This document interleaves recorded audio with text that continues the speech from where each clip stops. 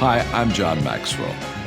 When the top companies in the world are looking for trainers, speakers, and coaches, there's one name that stands above the rest, and that's Maxwell Leadership. Our certified team members have gotten proven results for companies all over the globe, and our reputation, I'm proud to say, is second to none. Some of our members have risen to the top of their profession, including the one you're going to meet today. I proudly introduce you to my friend Bob Fabian Zinka. Welcome to the Leadership and Success Podcast with your host, Coach BZ. If you need to develop into a better leader, this podcast is for you. If you want to achieve a greater level of success, this podcast is for you. His mentor, Dr. John C. Maxwell, said it best: everything rises and falls on leadership. We hope to inspire you today and provide you with an insight that has the potential to positively impact the trajectory of your life. Welcome to the Leadership and Success Podcast.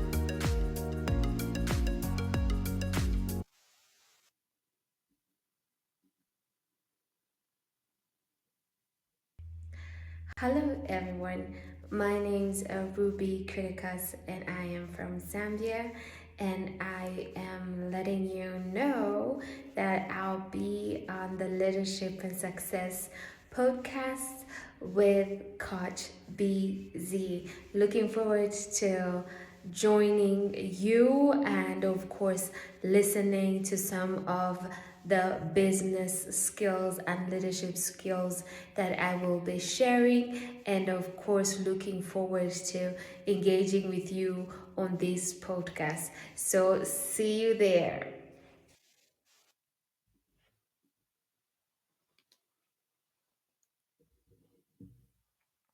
All right, everyone, this is Coach Busy. Thank you so much for being with us this beautiful Saturday morning, Saturday, October 18. It's about 6 a.m. here in California, in the US, and I believe it's about 3 p.m. In Zambia, where our guest is originally from. So, as it is our custom, we are going to start with our moment of gratitude. So, if you would put yourself in your happy place and think about some things that you are grateful for today. What are you grateful for? I think today I'm just grateful for the power of technology, how it can connect us all around the world, all across America and around the world. Distance is really not a matter anymore. I can be here in Silicon Valley, California, and I can be talking to somebody all the way in Zambia and be able to exchange ideas and be able to help one another and improve each other's lives. It's just wonderful and powerful how technology is. And of course, my own personal mission is to implement technology in a safe and secure way. So if you would type in the comment where you are coming from, okay, and let me introduce our guest today. So we're gonna be speaking to a very special person. She's known as the Jewel of Africa. She champions climate, gender, and global harmony. We're talking about Ambassador Ruby Ann Criticus. So she's truly inspirational. So we're going to have a global conversation today with the ambassador, climate change advocate, like I mentioned, gender equality champion, and international humanitarian transforming lives across Africa and beyond. Ladies and gentlemen, please help me welcome all the way from Zambia, Ambassador Ruby Criticus. Good morning, Edge. Good No, morning. thank you so much, Coach BZ, for having me on the Leadership and Success podcast. Absolutely. And you are it's actually the afternoon where you are, right? Yes, it's afternoon where I am here in Zambia. Very hot, sunny. We are starting our super summer, so sky Wow. scorching temperatures is what we are having, and beautiful sunsets. Should I mention? Wow. In for gratitude, those are some of the things I am grateful for. So I thought I can add that as well. Fantastic. And is there something about you that most people may not know about? Yes, there are a lot of things actually that people may not know about me. I am actually a Cambridge University alumni, and of course, passionate about humanitarian. I have over 20 years of experience in community service. Wow. I look after 50 orphaned children here in Zambia, where I support them with a Wow. feeding program and, of course, school supplies for school every year. And not only that, I do support a feeding program at a community clinic where we help mothers and provide meals for their children on that particular vaccination day, because we want to encourage more mothers to come and learn how to make simple meals for their children using local foods. And not only that, I also support 300 special needs children at a community school as well. So these are Wow. children who have a hearing impairment and a speech Hmm. impairment. So we support these children through the feeding program as well. Not only That's that, but really as well amazing. as helping educational materials for them, because we have found that countries, both poor and developed Mhm. countries, may not have access to teaching material in sign language. So we want to see how best we can interpret those materials, such as like Yes. the ABC, simple words, so that it is easier to learn, because they are learning it from English to sign language, and not the other way around. So many Wow. making learning a little bit slower and difficult in terms of understanding. So that's the other side people do not know Yeah. about me. And I love photography. So I am an amateur photographer. Good. So I take a lot of nature pictures, Wow. and That's I love gardening as well. I love collecting flowers from different parts of the world. I'm fortunate friends bring them for me. So my garden is a beautiful wow. paradise. That's really I amazing. go But and I must say, visit. I'm really impressed with all of the charity work and all of the activism you do to really help make the world a better place, or really make a difference. Where do you think that comes from? Why do you feel so compelled to help n- add so much value and make things better, not only for your country but the world and the climate as well? I think for me, it comes from my upbringing. My upbringing was quite wonderful. My mother let me play with everybody and anyone. And the time I was growing up, I think I was the only light skinned person in my Mm. neighborhood, because then there were restrictions of interracial relationships. And that's how my mother found my mother. And so because of that, I was born in a different environment. I never saw people like me so Mhm. often. So even my friends growing up, I would tell them, no, I'm dark skinned, I just have a coat. Yeah. So everything I did around my friends, I would always be like, no, I'm just like you. Everywhere I go, I always tell everybody, I said, no, no, no, I'm just like you. I speak my own Mhm. native languages. And that's one funny point that I always have to speak about. Even back home here, everyone will think, no, maybe she's someone from the Caribbeans, maybe South America.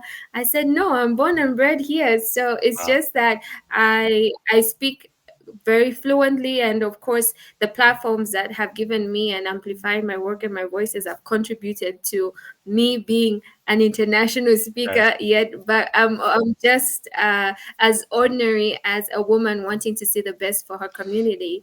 And of Wow. course, it resonates to me so often, because not I s- when growing up, I think we were privileged to have things like toys, Mhm. go to the store and buy new clothing. And in my community, I had friends that never even had a toy, Wow. you see. And you would find that if I have two, I'll end up giving one, and I'll get in trouble. Like my mom will be like, Yes. where did you get, where is the other one missing, and I'll be stunned not to say anything but get in trouble. Wow. That But is at the end really of the day, I powerful. think um, yeah, so that's what led me to do a lot of community Yes. work. And even just seeing children Mm. suffer, even as young as, I think that must have been 7 years old. I used to cry when I see a child on the street with no Wow. shoes. I'd literally get my shoes and throw them off the window so that they can have shoes, because I have two more pairs at home. Mm, So that's where my humanitarian that's powerful. ambition came from. Yeah, because and also no, your name is Ruby, so it's quite fitting that you are known as the jewel of Africa. And thank you for taking us where your story began. Because I am originally from Africa as well, from the Republic of Congo. So a lot of what you've described, I've definitely lived it. No, it's kind of strange, in America where I live now, people say they are poor, but it's nothing compared to the poverty you would see in underdeveloped countries like in Africa. In Africa, when you are Yeah. poor, you don't know where your next meal is going to come from. Where it's You don't coming have any from. toy Yes. to play with and all that. But in America, you are poor. You are wearing Nike shoes that cost $400. You have a big screen TV. You have a car. That's not poor. Yeah. No? It is not Yeah. comparable at all. So again, thank you for all of the work you do. And talking about the climate, what inspired your passion for climate advocacy and gender equality? And how did you know this was the mission you were called to pursue? Actually, it all started by accident because my background is in business administration and Mhm. management. I have I'm a student of the Cambridge International University College as well. So that's when my passion Wow. started. And then I went along to study with a micromasters in entrepreneurship. And for some reason, things went upside down there, and I started to find myself in the climate, because I would always complain, even as a young child, because transportation was a challenge when going to school. So when Mhm. it came to the rainy season, I was always getting soaked. And so was my hair, and I never liked that, because it would Yes. mean me washing my hair all the time, every day when I get soaked. So I didn't like that. So, and of course, my shoes would get spoiled. And I said, you know what? I think there's something we can do about this. Mhm. Complaining, I've done enough of complaining, nothing is happening. So maybe let me try and starting to learn what is climate. It was a new word to me. I didn't know what it meant. And over the years, it is something that I have grasped so well. You can wake me up today and tell me I want to have a meeting with you on climate change. I'll be like, don't worry, I'll be there. Wow. That's how confident I am in terms of climate. And not only that, I think Zambia has been one of the countries that has seen the escalation of climate change, as well as weather patterns being affected by climate change. And this includes floods and droughts. Mm. And where flood is concerned, homes were filled with water. So it will mean no TV, no cartoon for children. It will mean you can't access going to the store, you can't access to buy food, because you have to walk in that filthy water. Yes. And not only that, it did affect my grandparents, because my grandparents used to live in the village. It would wipe away all his crops, and Mm. an old man, he never wanted to use a car. He wanted to use a bicycle. And the dangers of that is that he'll be washed away by the rains. Wow. And not only that, the impacts of drought as well has been also quite a negative and relieved experience, because just Mm. last year we had the worst drought in 40 years, and this did wipe out almost 30% of agriculture. Farming inputs that were grown by small scale farmers due to Mm. poor rainfall, and of course access to water, because remember, African countries do rely mostly on red-fed agriculture. They do not have Yes. sprinklers. It's a huge cost to them to start water systems on their farms, because they're quite vast. So we did Wow. live through experiences. I think I did a short documentary on the impacts of the drought, where the crop did not even mature. The crop Mhm. was already dried. And this is a farmer Mm. that spent almost 500 US dollars buying seeds. And what happens? He doesn't get any recovery. There is no insurance. He could even be in debt because of the money that maybe he did borrow in order to ensure that Yeah. he has an income or maybe take children to school, and also just the improvement of livelihoods. Because remember, farming is not just an agriculture venture, but also an income generation for most families who Hmm. live outside the grid. And of course, in the city, everyone with a small land wants to grow maize because they know it's food security at the end of the day. So Yes. that's where my whole climate journey started to be. And I later enrolled in the FXB Climate Advocacy Program, Hmm. and that is where my whole journey has started till today. And of Wow. course, affiliates of other organizations, and just a certified UNFCCC Triple C climate champion. So we Yes. have been doing quite a lot around not only awareness but also finding solutions, because we Hmm. talk a lot about the problem, but we do not give solutions. And that's a different narrative I wanted to become when I wanted to get into the climate space, to say, okay, I will Yes. bring about these problems, but I also want to bring about the solutions that we can bring to the table, the solutions that can even change someone's life. Because Yes. remember, climate change may not affect you because you're in a particular country, but now I don't think someone can say I have not been affected by climate change, because one Hmm. or two people has been directly or indirectly affected by climate change. We saw the wildfires in Las Vegas and the flooding of the subway in New York as well. Those Yes. big events. We saw Hurricane Katrina pass through Louisiana, for example, uh, bringing devastation to a city, and recovery up to now in Louisiana has not been rebuilt to the state where it was, because uh, climate change impacts and disasters really take a huge amount of pledges when it comes from the budget surplus, for Yes. example, meaning government needs to spend more, yet they still have other sectors in which they need to raise funds to build upon. So climate change has a negative impact not only on the government but also on financial resources, because if you can't find those resources, you have to either apply to the climate fund. That's why we were saying Africa, for example, only contributes 1 to 3% of carbon greenhouse gases, for example. But we pay most of we pay most of the burden when it comes to the impact, because now the Yes. floods are getting severe, the droughts are getting longer. Mm. Right now, it's around October 18th. This is Yes. almost into our rainy season, but we haven't had any drop yet. Hmm. So by now, farmers would have started going to the field, Yeah. preparing their land in readiness to plant. But how can you prepare the land that is so hard? You see, Yes. they do not have tools, for example, to start Well, plowing the land and preparing it.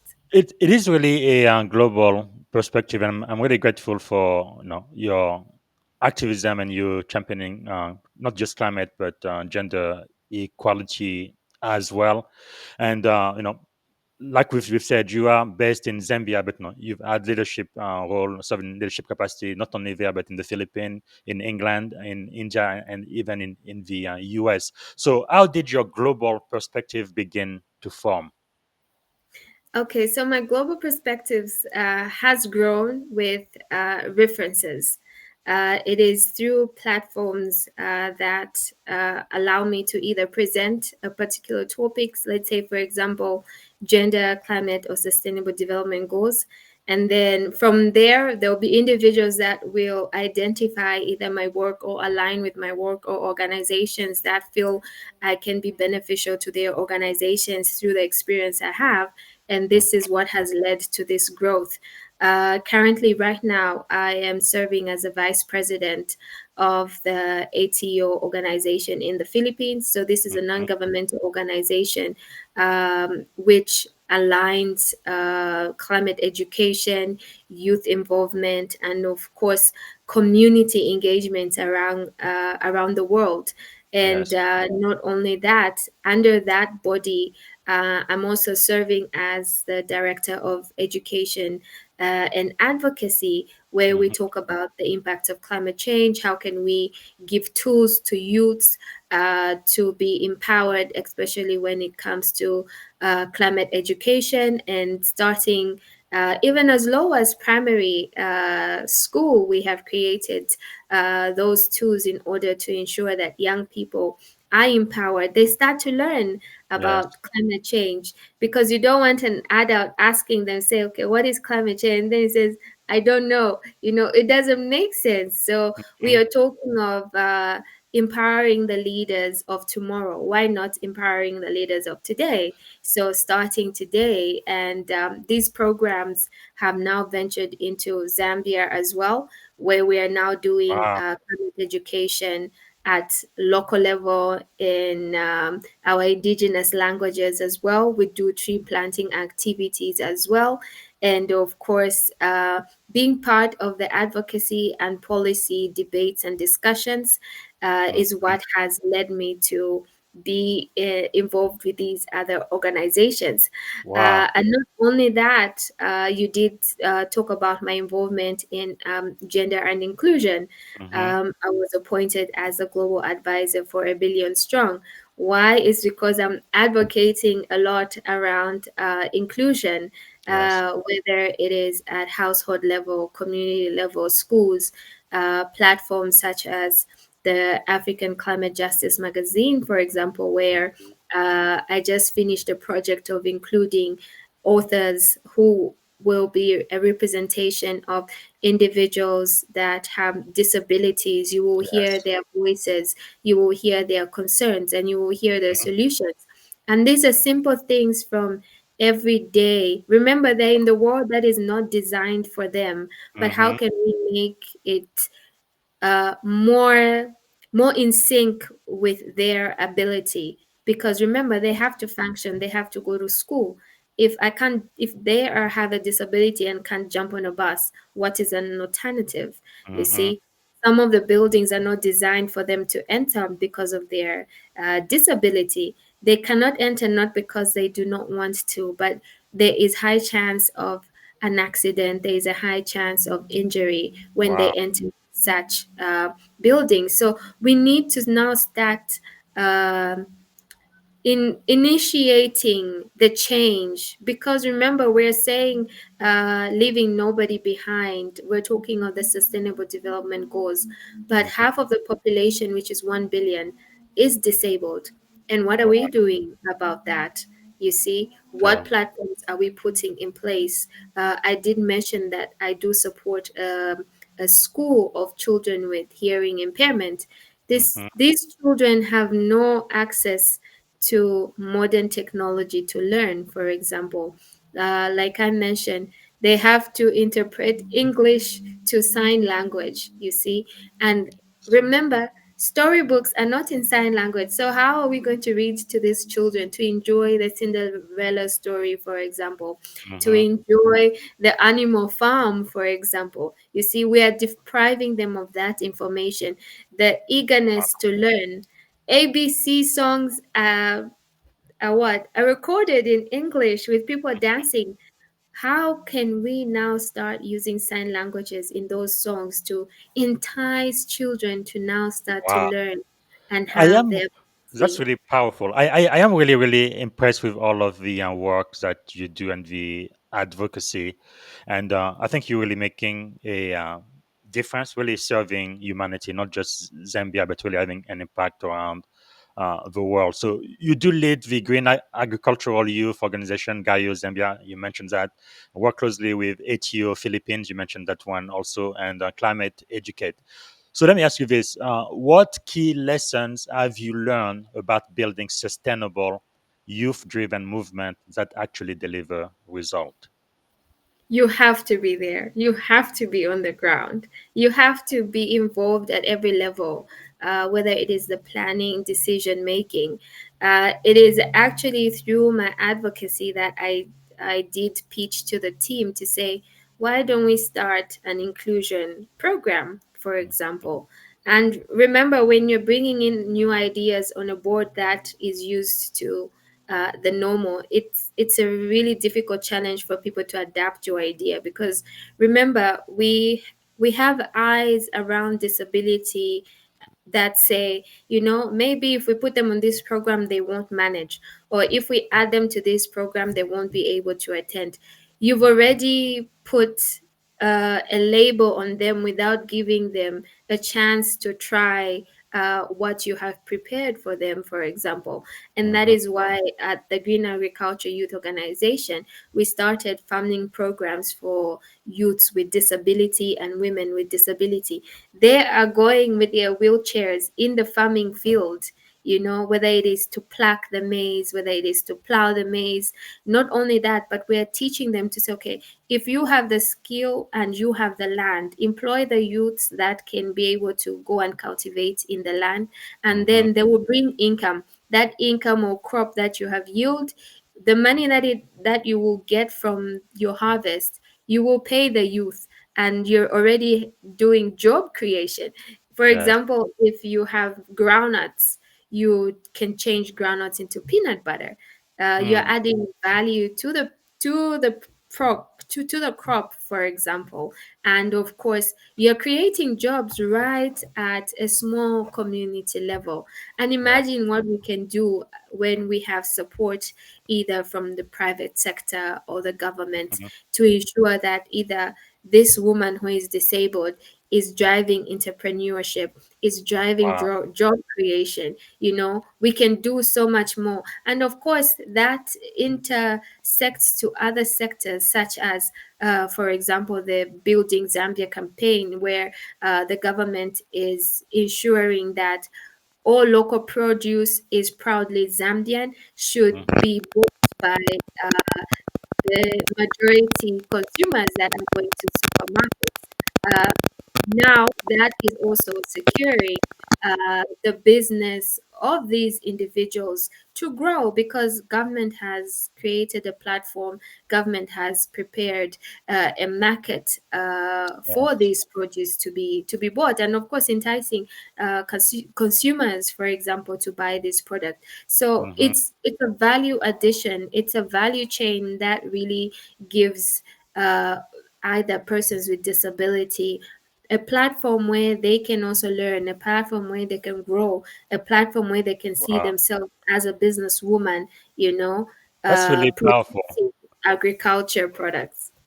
No, it is really really powerful and impactful the work you do. You've championed women's empowerment, right? Inclusion for person with disability, like we've talked about, and rights for marginalized group. So, what barrier you think still exists for women and girls in leadership, and how do you help them break through with courage and confidence? Well, barriers are always going to be there in a society where we still want to fight equality, because I think right now we shouldn't pursue equality as feminism. We need to pursue equality as both genders, because remember, when we pull feminism, we are building, yes, the girl child, the woman, but what happens to the boy child? You see, if we are starting at a community level, we do not bring boys on board. We do not give skills to the boys, meaning we are leaving them behind. And that is why it is important, even as we are advocating for equality, we are bringing both genders on the table and say, okay, how can we ensure that both of them are of beneficiary to this program? You see, not Yes. only that, but it's across the board, whether it is education. We are amplifying girls and women. Why? Because they're the most marginalized groups, and not only that, they're the most disadvantaged when it comes to opportunities.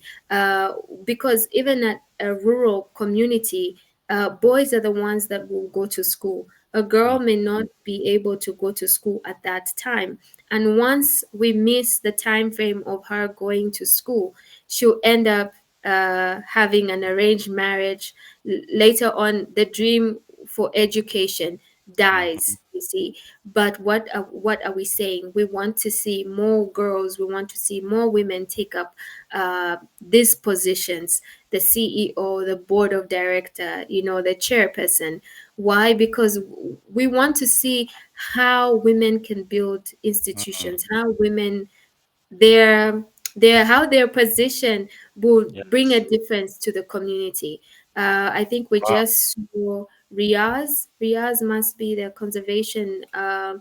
She must be Riaz Muhammad. She was Mhm. just reinstated as UNESCO's ambassador once again. Why? Yeah. Because she has a track record. She has proven that women in the conservation space can really drive change.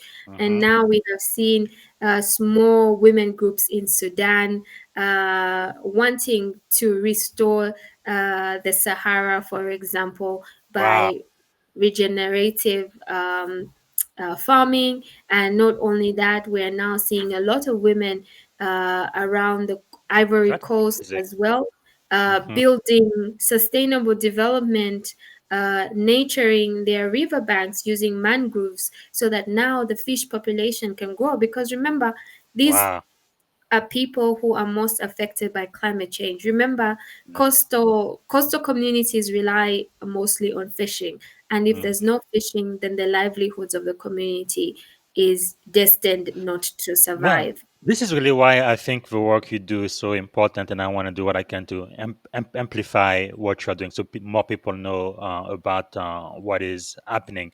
So you've served as the Global Mindset Mastery Ambassador and the Cambridge Scholar for Sustainability and Children's Right, and you've represented Zambia also on the global platform like COP 27 and 28 and the World Bank Youth Summit. So, how do you prepare for diplomacy on such international stages while staying true to your value, Ambassador Ruby?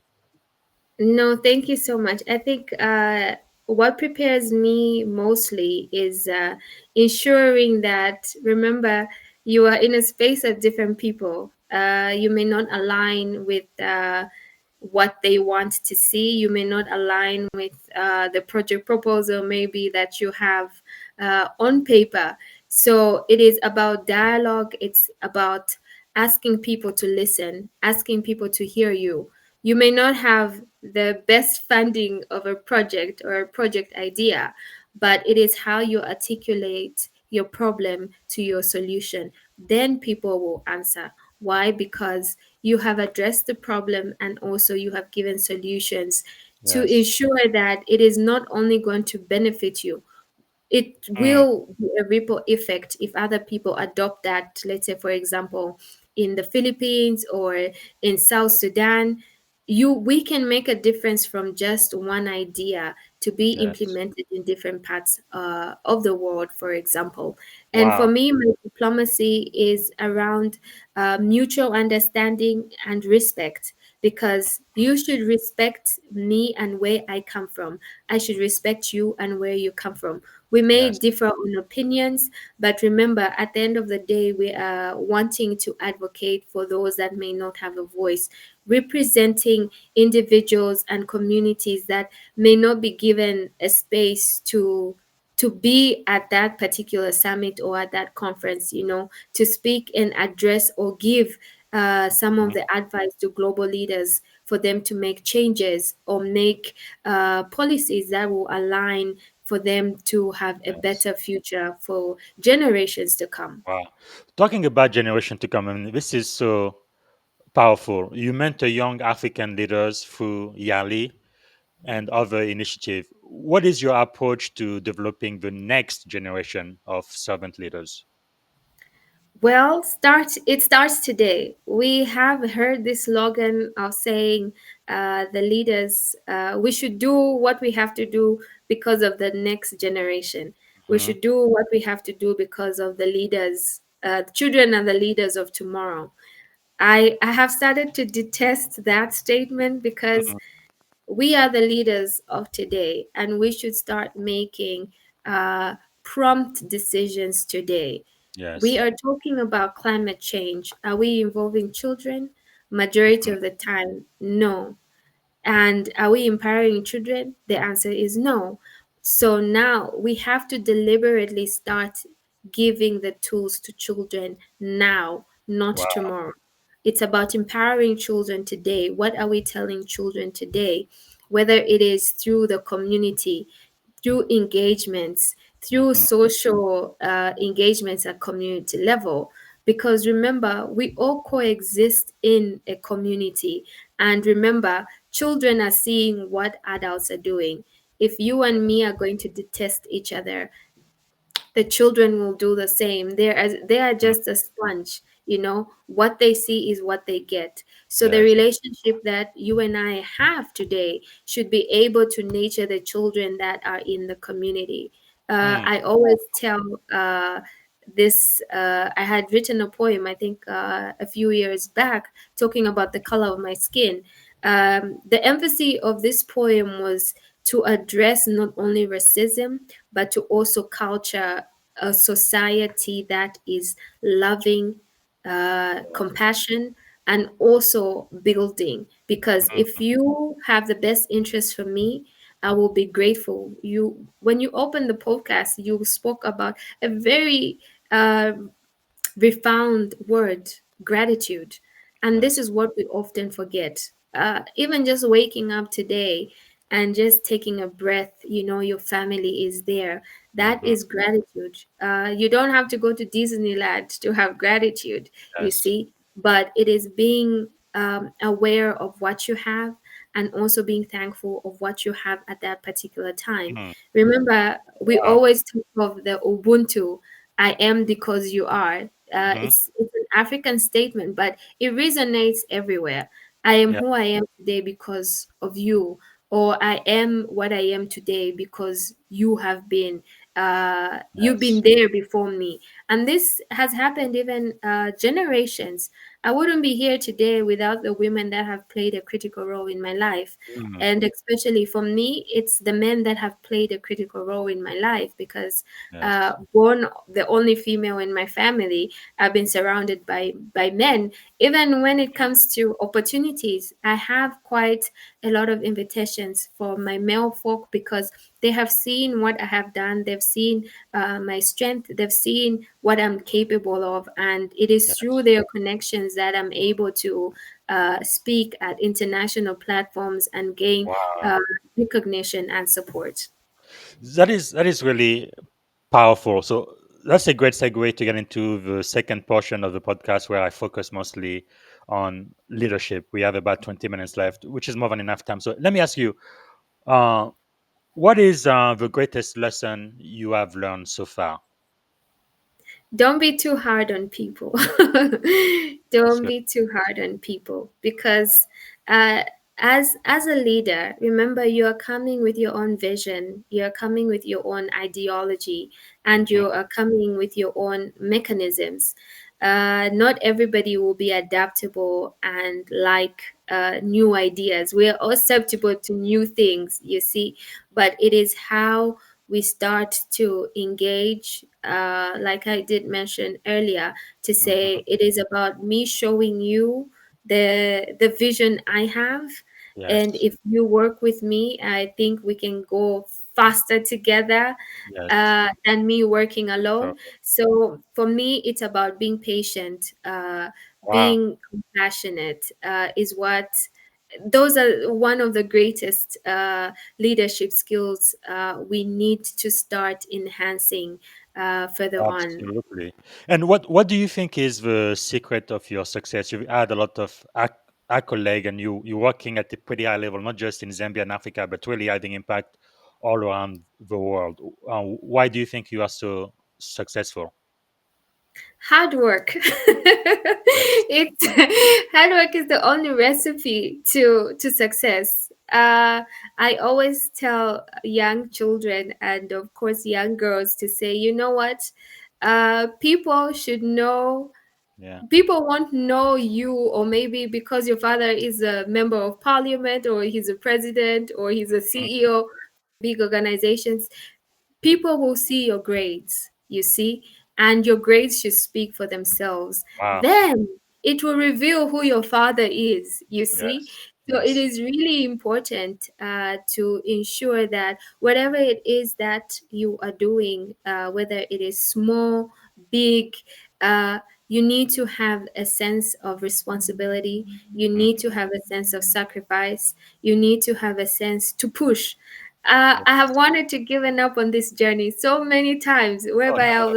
I've thrown the towel today. I'm done with this advocacy, but I Yes. always come back and say, okay, if I don't do it, who will do it? You see? Yes. And this is where my passion and drive Mm. comes from, because I want to see things better, not only for me and not only for the young girls that look up to me. And of course, Yes. I want to see if I'm gone today, people should know to say, okay, her leadership skills were very vibrant, her leadership skills were very welcoming, you know. Mm-hmm.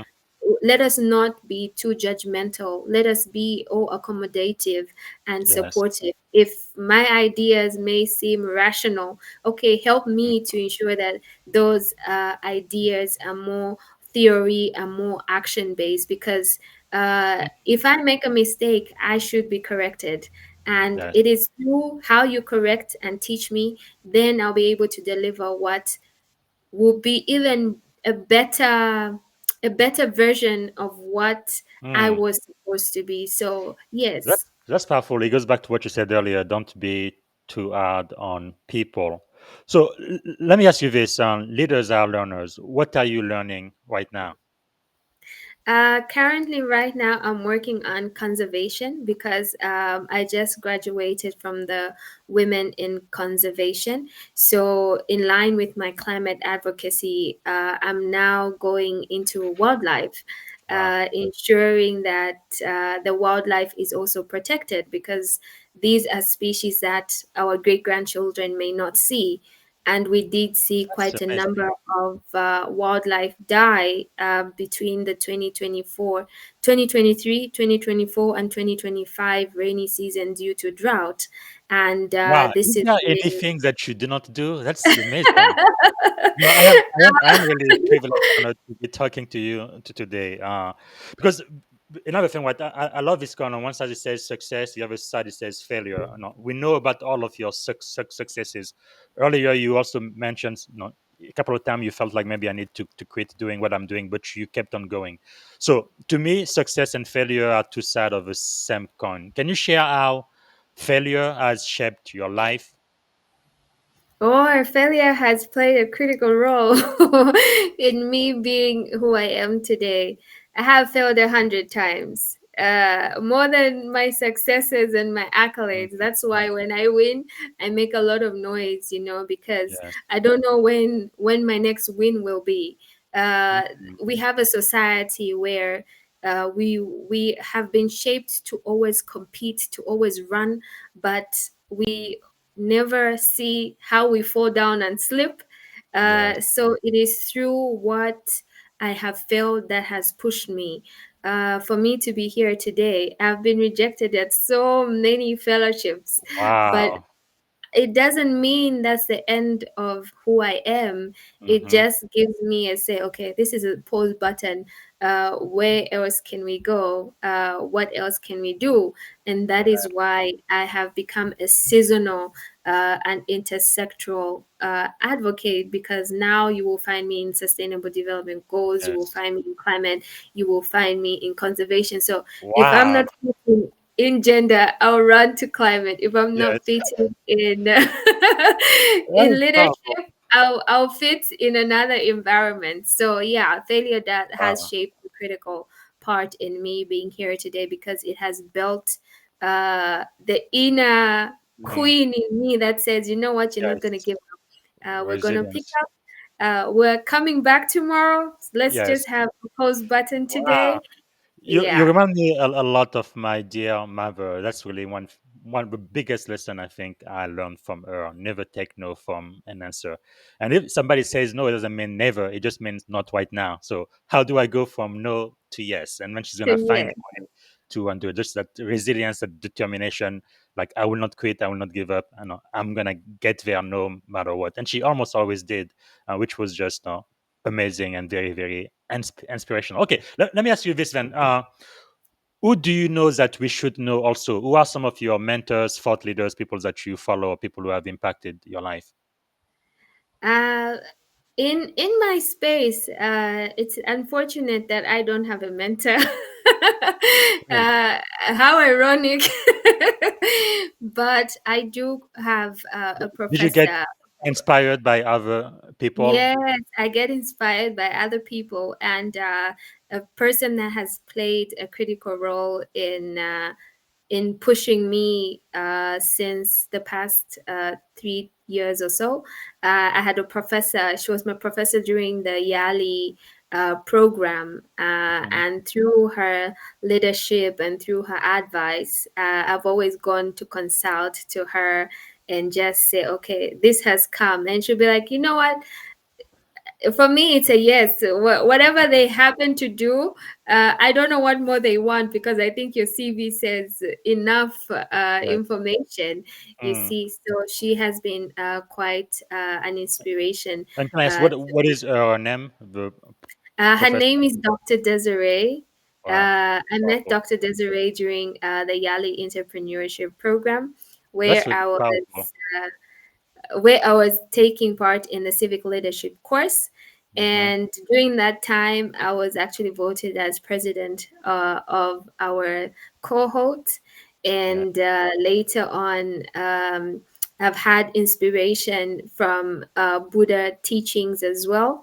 Hmm. I feel a very huge connection to religion, varieties of religion, because I feel I benefit from quite a lot of what scholars have written before me, and Hmm. how I can use it today and resonate. I come from a background where I have family members who practice Islam, Hinduism, they're Catholic. And I can't throw away everybody. They are in my space. So I have to be very accommodative. So the nature of the fact that I have dealt with different people in my close circle has Hmm. allowed me to be able to really connect with other people at different levels, whether it is through their religion, whether it is through their social or justice work. Wow. So if you could choose three people to have dinner with, who would you choose and why? And those people, they can be alive, dead, or mythical figures. Who would you choose? Okay, I would choose the President Trump. Okay, that's interesting. Why would you choose him? I feel President Trump needs someone to be spoken to, and I think Okay, I think you have said enough. Next, who else would you yes, choose? I would love to choose the Dalai Lama, because Oh I yeah. think his his environment and how he articulates life, Yes. living, just coexisting in life with Mm, nature, I find that really profound. very And good. it really connects me to who I am and what I enjoy best. Hmm. And of course, how he encourages humanity to be one is That's what really resonates with me. So powerful. you would And be a third guest. who would be your third guess? Okay, my third guest would be who would be my third guest? I would go for Obama, What's because yes. No, I'm that's just going to an be old quite a man. conversation. I would like to be in the room. President Trump, President Obama, and the Dalai Lama. That's a conversation that is going to have serious impact. Wow. Thank you. Yeah, Thank you so much. So, what are you reading now, or which book would you recommend to people in my audience? I would recommend you the book called Nature and Forgiveness. Hmm. This book has reminded me of how nature can really sink, and why we should learn from nature. And not Wow. only that, I think it brings in the infancy of the circle of life, Yes. because remember, you and I are not here for long, Mm-hmm. and it is what we leave behind is what others come to get to know of who we are today.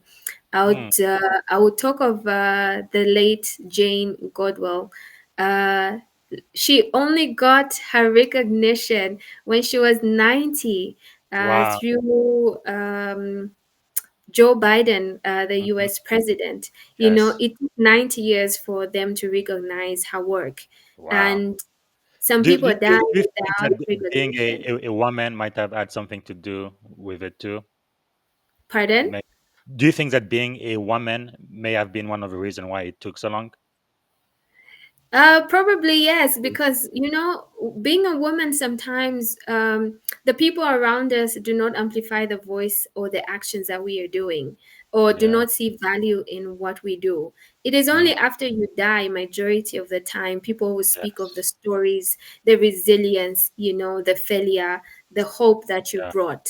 And That is for so me, sad. Yeah. um, Jane did bring in so much when it comes. Today we have gorillas because of her, you Yes. see, Yes. because she advocated, she protected Yeah, their because I habitat. think he even did work in my country of origin in the Congo. We have a lot of gorillas there. Yes, I think they were yes, going yes. extinct, but she did a lot of great work to keep them.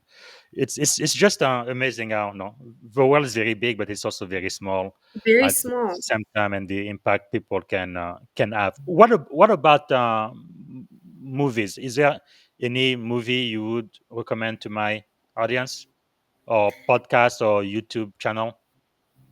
I think one movie that resonates with me is The Traveler's Wife, The Time Mm, Traveler. The Time Traveler's Wife is a very heartfelt movie, which talks about what we as human beings often want. And then mhm. when that is taken away from, we now try to bring in how we can use time. How can you fast forward time? How can you stop time in order to make a difference Mhm. today? And not only that, I think one other movie that does resonate is Prayer Room. Yes. Religion does play a critical role in everybody's life. You could be Mhm. atheist, you have the nature component. You could be Hindu, you have Hinduism. You Yes. know, faith does bring in quite a lot when it comes to understanding, when it Mhm. comes to a big being who is protected, who wants to see the best for you. And I think Yes. prayer room gives us an opportunity to really pray for our loved ones, because we're Mhm. in a time where everything is so difficult. I just finished my mental health awareness campaign, and which I did speak about that. We all have hidden battles that we fight each and every day, Yeah. but we just have to be nice to somebody, because you do not know what they're going through. Mhm. And it That's shouldn't powerful. be just about mental health. Mental health is every day.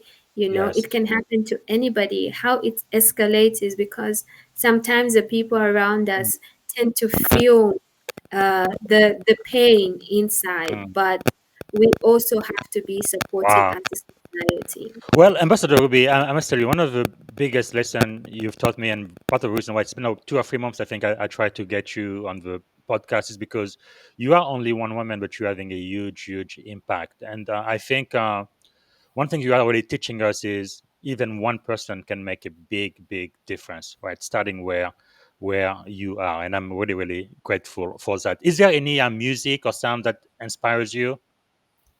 Yes, I actually love orchestras. Hmm. Orchestras play a really significant part of my everyday routine. Which Uh, one is your favorite song? Currently, right now, my favorite song is Breathe. So, Wow. Breathe is a song that talks about you just breathing, taking life easy, Mhm. being grateful of what you have, despite Yes. the pain, you may be going through today, despite the challenges you may be going through today. But Wow. just take a breath, and let's figure out what we can do when Wow. we are in a better pace. I like that. And who plays that song? Which orchestra or artist? Brave. I can't remember which orchestra did play that, I, but I Maverick will find has done out. a version. Maverick has done a version of that song as well, and And I think what's her name again? Sorry. Sissy Winers. Oh, Sissy and sings that too. Okay, I Yes. I will I I will will find send the it. links to you as well. Thank you. Yeah, I love Sissy and she's one of my top artists. I've been listening to her since I was a little kid. Actually, I met her for the first time 6 7 months ago. I live in the San Francisco Bay Area. She came to my church in San Jose. Actually, I volunteer to be her chauffeur, so to drive Ah, her from the hotel to the church and her team. But anyway, wonderful person. She's exactly who she is in private as she is in public. Wonderful person. Thank you so much for sharing. So if I ask you, is there a song, a book, or a movie that would be your life's theme or your anthem?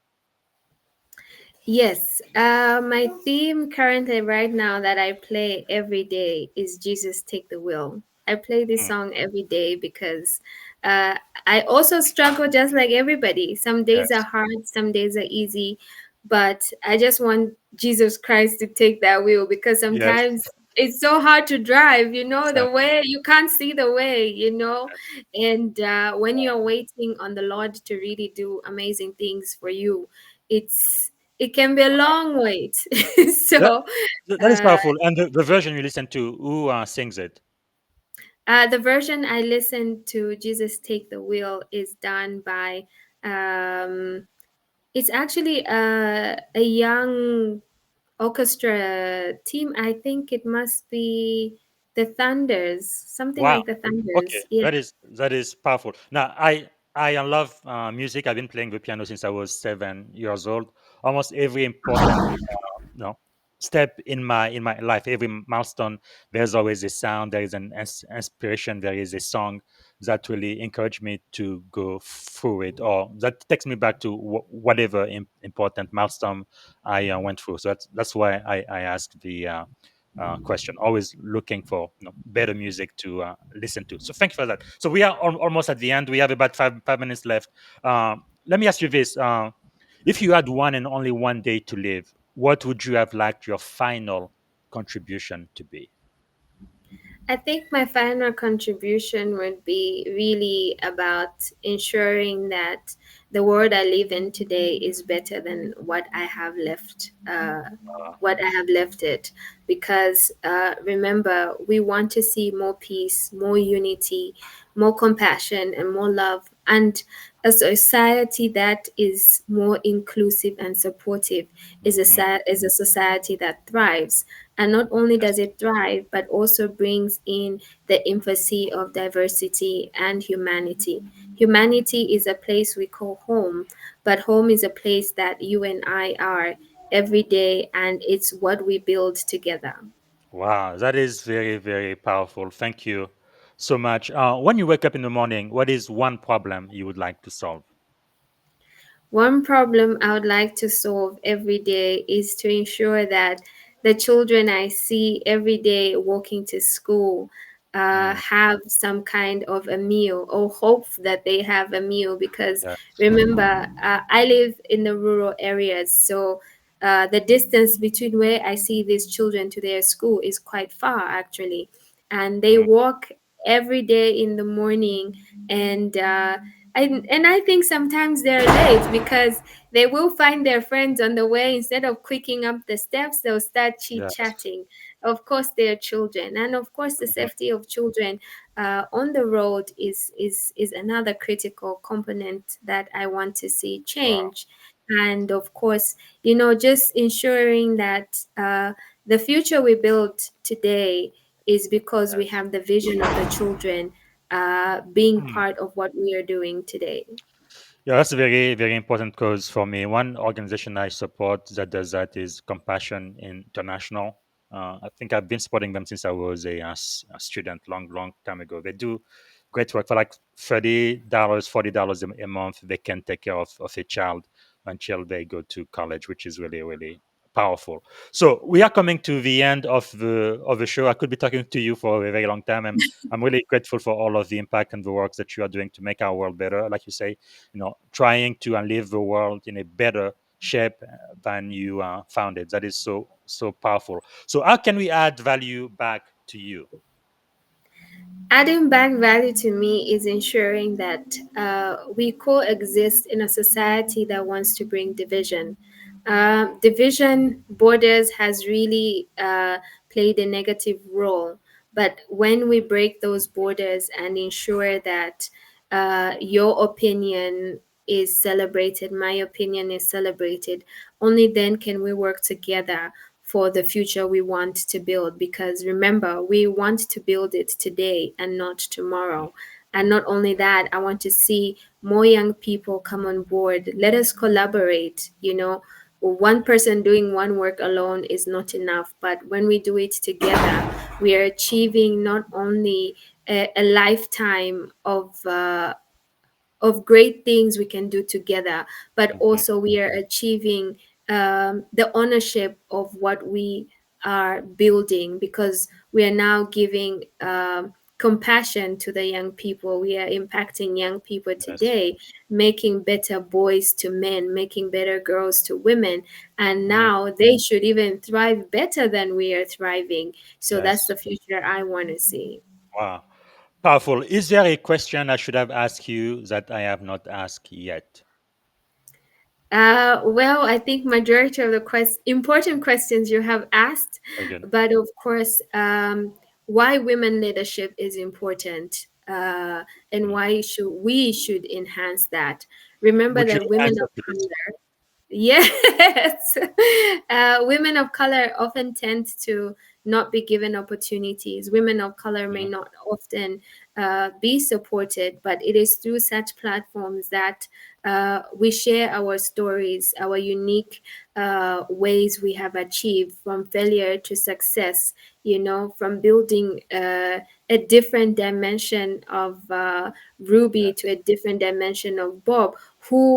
Who has Bob touched, Yes. who has Ruby touched through her Mm. work, it is through such connections that we really cut the bridges of Yes. where internet has given us the platform to engage, to collaborate, whether it is through an engagement of leadership, through it is a training on how best we can empower women in a local community, and of course driving equity and humanity is really important right now, Yes. when our systems and our government is becoming more fragile, whether Mm. it is affecting everybody. But Yes. who are the most affected? It is children, the disabled, the elderly. Where are we going to put the Mm. marginalized people? So when we want to have a war, let's have it in the office. Let's not Yes. take it to nations, because the magnitude that suffer is very huge. And of course, the loss of impact is also very huge. Mm. So I think it is now time to start coexisting. Let us have those dialogues in the office. Let us not put civilians in harm's way because you and I cannot come to an agreement.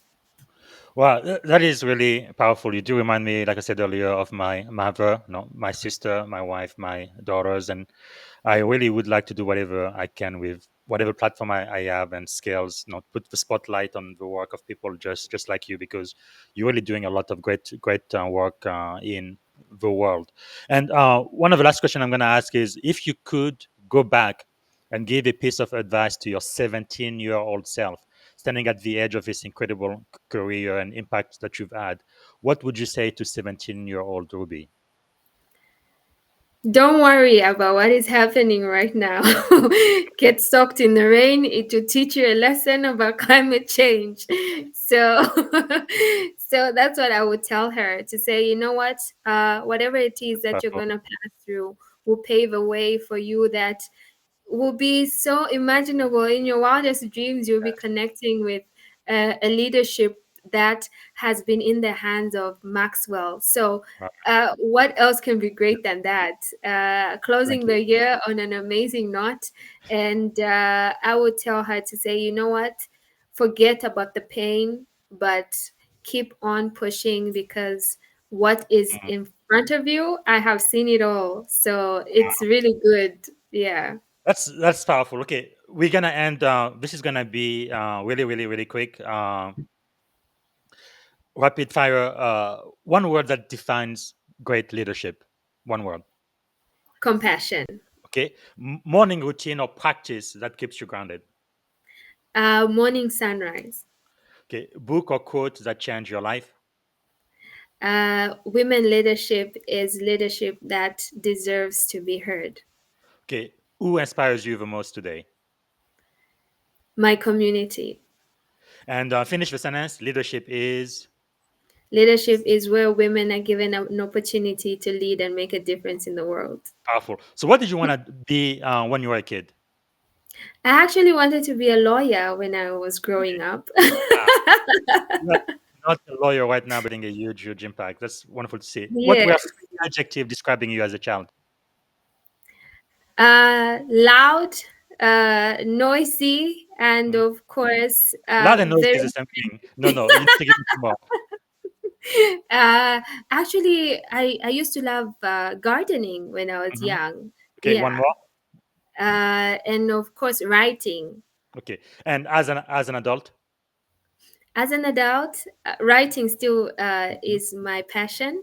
it looks like I gardening write a lot. also. Yes, and gardening.